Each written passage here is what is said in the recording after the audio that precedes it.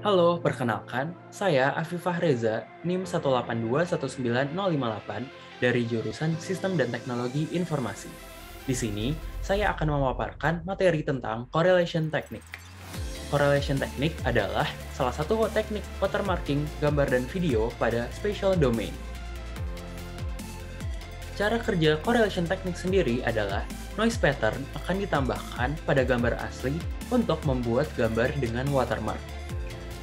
Gambar dengan watermark atau noisy image dihasilkan dengan parameter dari user dan akan menjadi watermark. Nantinya, kita akan menggunakan korelasi antara noise pattern dan gambar dengan watermark untuk menentukan apakah terdapat watermark pada gambar tersebut. Nah, sekarang kita akan melihat lebih detail bagaimana proses watermarking pada correlation technique ini. Pertama, pengguna akan menentukan suatu key yang akan dimasukkan ke pseudorandom generator untuk menghasilkan pseudorandom noise pattern atau watermark signal Wx, Y. Setelah itu, watermark signal ini akan dikalikan dengan faktor skala K, lalu akan ditambahkan ke gambar original Ix, Y untuk menghasilkan gambar dengan watermark atau Iwx, Y.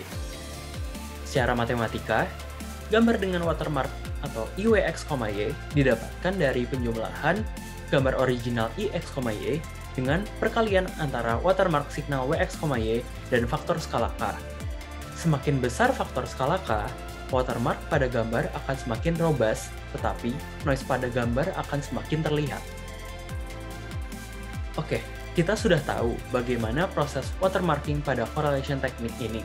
Nah, bagaimana cara kita mendeteksi watermark pada gambar, atau bisa juga kita sebut dengan autentikasi gambar dengan watermark.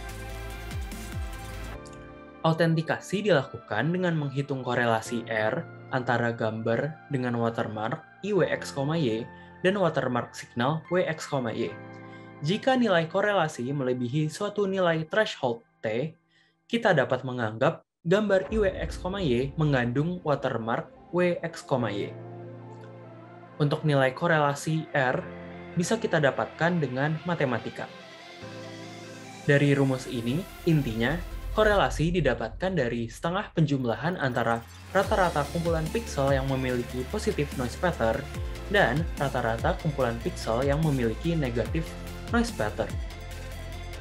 Sekian paparan materi correlation technique dari saya sebagai bagian satu dari UAS mata kuliah Sistem Multimedia. Selanjutnya, saya akan menjelaskan manfaat keilmuan sistem multimedia terhadap kehidupan sehari-hari sebagai bagian dua dari UAS Sistem Multimedia. Oke, manfaat dari keilmuan sistem multimedia menurut saya adalah kita dapat tahu dan mengenal lebih jauh apa yang ada di balik multimedia yang sering kita gunakan dan kita konsumsi sehari-hari. Keilmuan sistem multimedia perlu dimanfaatkan karena aktivitas sehari-hari kita saat ini tidak jauh dari multimedia. Informasi yang ada kebanyakan bentuknya adalah multimedia. Keilmuan sistem multimedia dapat diterapkan pada semua bidang yang menggunakan multimedia untuk penyampaian informasi, dan juga dapat diterapkan kapan saja karena kehidupan sehari-hari kita tidak jauh dari informasi-informasi berbentuk multimedia. Selain untuk orang-orang berlatar belakang pendidikan teknologi seperti mahasiswa STI, keilmuan sistem multimedia dapat diterapkan untuk orang-orang biasa yang sering mengonsumsi multimedia, seperti memakai media sosial.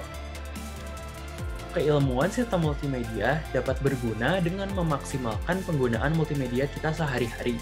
Contohnya adalah saat kita ingin mengirim file gambar, kompresi mana yang cocok agar gambar yang dikirim bisa optimal. Sekian bagian 2 dari UAS Sistem Multimedia. Terima kasih.